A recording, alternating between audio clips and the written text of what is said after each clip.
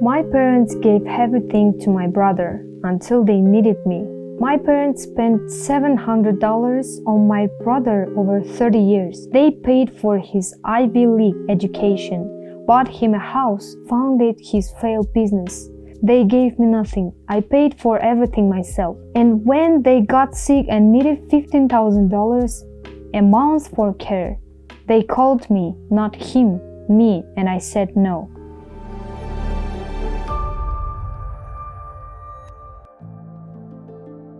My name is Rebecca Morgan, and this is the story of how my parents chose my brother over me for 30 years, and how I finally chose myself. I grew up in Portland, Oregon. Middle-class family. My father was an accountant. My mother was a teacher. We weren't rich, but we were comfortable. I have one sibling, my older brother, Daniel. He's 3 years older than me. From the day Daniel was born, he was the golden child, the special one, the one who could do no wrong. When Daniel wanted piano lessons, my parents paid for the best teacher in Portland, $200 a month. When I asked for piano lessons, my mother said, "We can't afford it right now, sweetie. Maybe next year." Next year never came. When Daniel played Little League Baseball, my parents bought him the best equipment. They attend every single game, cheered from the stands. When I joined the school soccer team, my mother said, "That's nice, honey. Can you get a ride home with a friend? We have to take Daniel to his game." I was 9 years old, and I already understood Daniel mattered. I didn't. High school was worse. Daniel got straight A's. My parents praised him constantly. "You're so smart, Daniel. You're going to do great things." I got straight A's too, my mother responds. "That's good, Rebecca. Make sure you keep it up. No praise, no celebration, just expectation." When it was time for college, the difference became crystal clear. My parents set us both down for the college talk. "Daniel," my father said, smiling, "you've worked so hard. You got into Princeton. We're so proud of you. We're going to pay for your entire education, tuition room and board, everything. You focus on your studies. Don't worry about it, money." Princeton, $55,000 per year. 4 years, $220,000 total. My parents paid every penny. Then they turned into me. "Rebecca, you're smart too. You do great at community college, and the good news, it's affordable. You can work part-time and pay for it yourself. We believe in you." Community college. While my brother went to Princeton, I was 17 years old, and I finally understood I was never going to be enough. I went to community college. I worked 30 hours a week at Target. I paid every single dollar of tuition myself. It took me 5 years to get my bachelor degree because I could only afford part-time classes. Daniel graduated from Princeton in 4 years with honors. My parents flew out for his graduation, threw him a huge party, invited 100 people. When I graduated, my mother said, "Congratulations, honey. We can't make it to your graduation. We're helping Daniel move into his new apartment in Manhattan. But we're proud of you." They didn't come. After college, Daniel got a job at a consulting firm in New York. Got salary about $80,000 a year. But my parents said, "Manhattan is so expensive, we need to help him." They gave him a down payment for apartment, $400,000, an apartment in Manhattan. Meanwhile, I was living in studio with 2 roommates, working as a junior graphic designer for $35,000 a year. When I asked my parents for help with a car, my 1998 Honda was dying. My father said, "Rebecca, you're an adult now. You need to learn to manage money. We can't keep bailing you out." Bailing me out? They'd never given me a single dollar. I bought a used Toyota with a loan, $12,000 at 9% interests. I paid it off in 4 years. 3 years later, Daniel decided to start a business, some tech startup idea. He asked my parents for money. "I just need seed capital, $100,000. I'll pay you back when the company takes off. My parents remortgaged their house, gave him $100,000. The business failed in 18 months. Did Daniel pay them back? No. Did my parents ask him to? No. My mother said, he tried his best. Sometimes things don't work out. We're just happy he took the risk. I had just bought my first house, a small 2-bedroom in a decent neighborhood. I saved for 6 years for the down payment, $30,000, every penny I scraped together myself. I invited my parents to see it. They came, looked around. My mother said, it's cute, a little small, but it's a good starter home. That was it. No, we're proud of you. No, you did this all yourself. Just, it's cute. Meanwhile, they had Daniel's Princeton diploma framed on their living room wall, right next to his baby photos. My diploma in a drawer somewhere. I'm not going to lie, his pattern destroyed my self-esteem for years. I went to therapy. My therapist, Dr. Williams, helped me understand what was happening. Rebecca, you're experiencing what we call golden child syndrome in reverse. You're scapegoat. Your parents placed all their hopes, dreams, and resources on Daniel. You were never supposed to outshine him. You were supposed to be ordinary. But why? I asked, crying. Why did I wrong? Nothing, Dr. Williams said gently. This isn't about you. This is about them. Some parents pick favorites. It's not rational. It's not fair, but it's not your fault. That conversation changed my life. I realized I would never get their approval.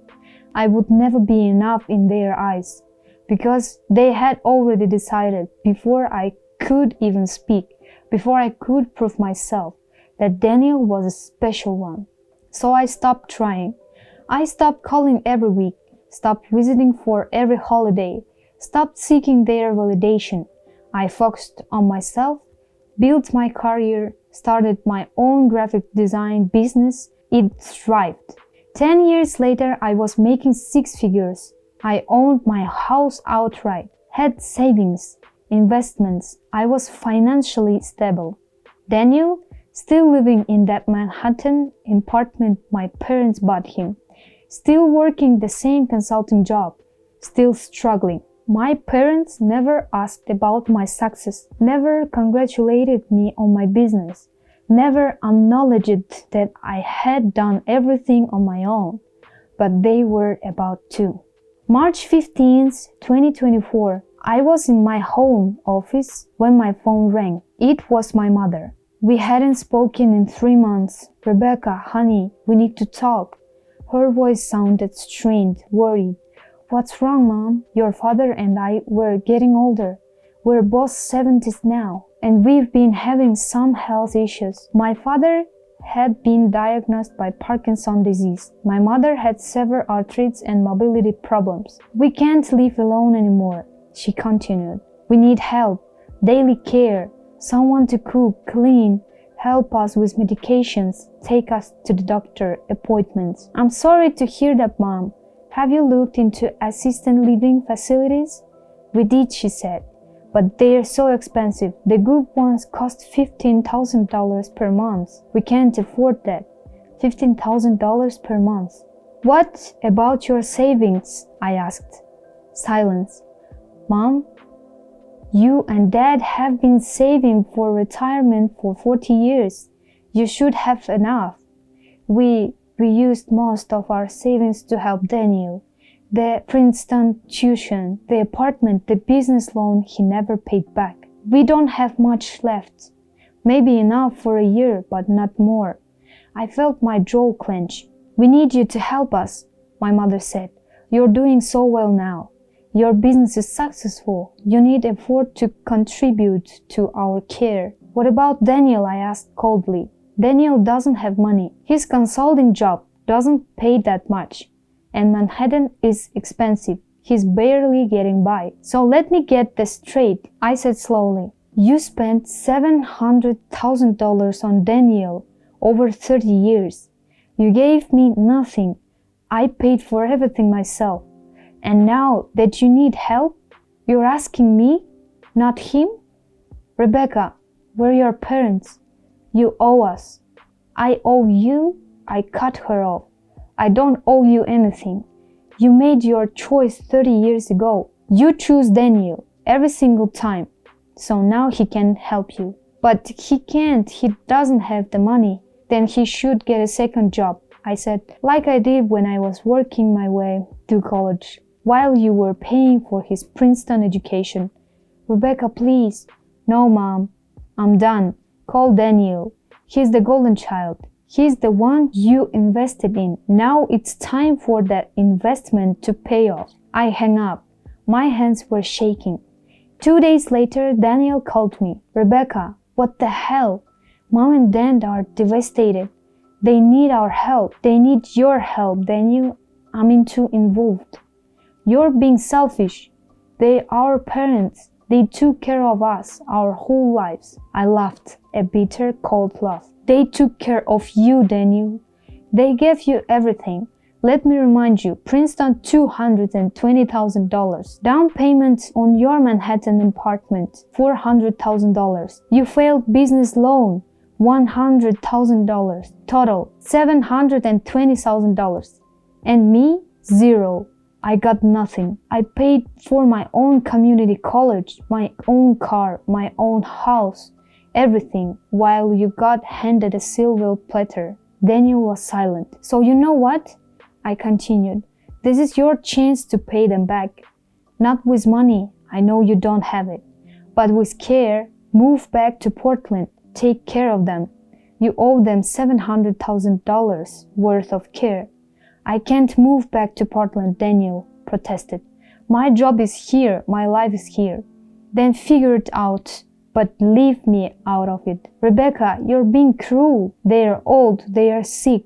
And I'm being realistic. They made choices, Daniel. Choices that benefited you and hurt me. Now they have to live with those choices. Daniel tried to another approach. What if we split the cost? I'll pay half, you pay half. You'll pay half of $15,000 per month.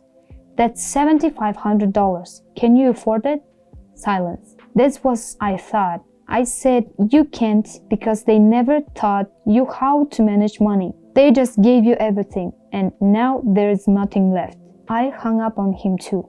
For the next month, my phone exploded with messages. My mother, Rebecca, I can't believe you're abandoning us in our time of need. We raised you, we fed you, we clothed you. This is how you repay us? My father, your mother cries every day because of you. You're breaking her heart. What kind of daughter does this? Daniel, I always knew you were jealous of me. Now you're punishing Mom and Dad because of your own insecurities. Aunts, uncles, cousins, all of them calling, texting, emailing. How can you be so heartless? They are your parents. Family comes first. I didn't respond to any of them. But the guilt was eating me alive. Was I wrong? Was I being cruel? Shouldn't I help my orderly, sick parents? I went back to Dr. Williams. Rebecca, let me ask you something, she said. If your parents had treated you and Daniel equally, if they have invested in both of you, loved you both, supported you both, would you be helping them now? Yes, I said immediately. Of course I would. So this isn't about the money. This is about the lifetime of being told you weren't enough. A lifetime of watching them pour everything into your brother while you scraped by alone. A lifetime of being the after out. She was right. You have every right to set boundaries. Dr. Williams continued. You don't owe them care just because they are your biological parents. Parenthood is more than biology. It's love, support, sacrifice. The sacrifice for Daniel, not for you. You don't owe them what they never gave you. That conversation gave me strength. I sent one final message to my brother. Mom, I understand you're scared and you need help, but I am not a solution. You and Dad made financial decision that benefits Daniel for 30 years. Those decisions have consequences. I'm not responsible for fixing those consequences. I wish you will, but I cannot and will not sacrifice my financial stability to support you. Please stop contacting me. If you continue, I will block your number. I sent the same message to Daniel and the rest of the family, and then I blocked them all. I found out through a mutual friend what happened next. My parents couldn't afford the assisted living facility. They burned through their remaining savings in 8 months. Daniel did move back to Portland, but not out of the generosity. He lost his consulting job. He couldn't afford Manhattan anymore, so he moved into my parents' house. Now all 3 of them are living together in that house. Daniel takes care of my parents, but he resents every minute of it. My parents are disappointed that their golden child didn't live up to his potential. The irony is devastating. My mother tried to reach out once more from a new number I didn't have blocked. Rebecca, your brother is struggling. He's trying to take care of us, but it's too much. He needs help, please. I responded one last time. Mom, 30 years ago I needed help. I needed help paying for college. I needed help buying a car. I needed help with a down payment on house. I asked, and you said no because you were helping Daniel. Now Daniel needs help, and I'm saying no because I'm helping myself. You taught me that family comes second to the golden child. I learned the lesson well. I blocked that new number. People ask me if I feel guilty. The answer is complicated. Yes, sometimes I feel guilty. They are old, they are sick, they are struggling.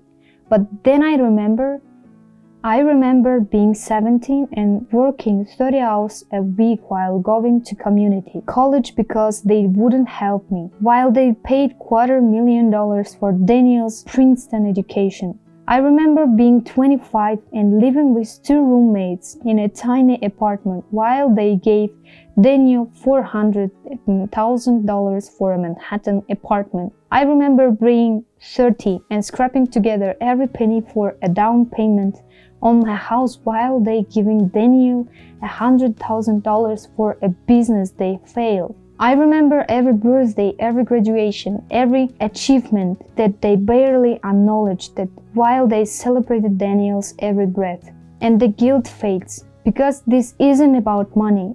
It never was. This is about respect, dignity, acknowledgement. They never respect me, never saw my worth, never acknowledged my accomplishments. They assumed I would always be there, their reliable, overlooked daughter who would pick up the piece when their golden child failed. But I'm not that person anymore. I built a life without them, a successful life, a happy life, and I refuse to sacrifice their life to subsidize their mistakes. If you're listening this story and you relate, if you're the scapegoat child, the overlooked one, the one who was never enough, and want you to hear this, you don't owe your parents unconditional support just because they are your parents. Parenthood is a job, and like any job, if you don't do it well, there are consequences. If your parents choose favorites, if they invested everything in one child and nothing in you, if they made you feel worthless your entire life, you are not obligated to save them when they need you. That sounds harsh, I know, but here's the truth. You cannot set yourself on fire to keep someone else warm, especially not people who never kept you warm to begin with. I'm not saying you should be cruel. I'm not saying you should seek revenge. I'm saying set boundaries, protect yourself, choose yourself, because no one else is going to choose you. My parents chose Daniel. For 30 years, they made that choice consciously, repeatedly, without question. And now they are living with the choice. Is it sad? Yes. Is it fair? Maybe not. But is it my responsibility to fix? No. They're adults. Daniel is an adult. They can figure it out. And I can live my life. The life I built with my own 2 hands, without their help, without their support, without their love. I'm 42 years old now. I have a successful business. I have a beautiful home. I have friends who value me. I have a partner who loves me. I have everything I need, and I didn't get it from them. I got from myself. 3 months ago, I received a letter in mail. It was from my mother, handwritten. Shaky letters, the Parkinson's was getting worse. It said, "Dear Rebecca, I know you won't read this. I know you moved on, but I need to say it anyway. You were right about everything. Your mother and I made terrible mistakes. We favored Daniel. We ignored you. We took you for granted.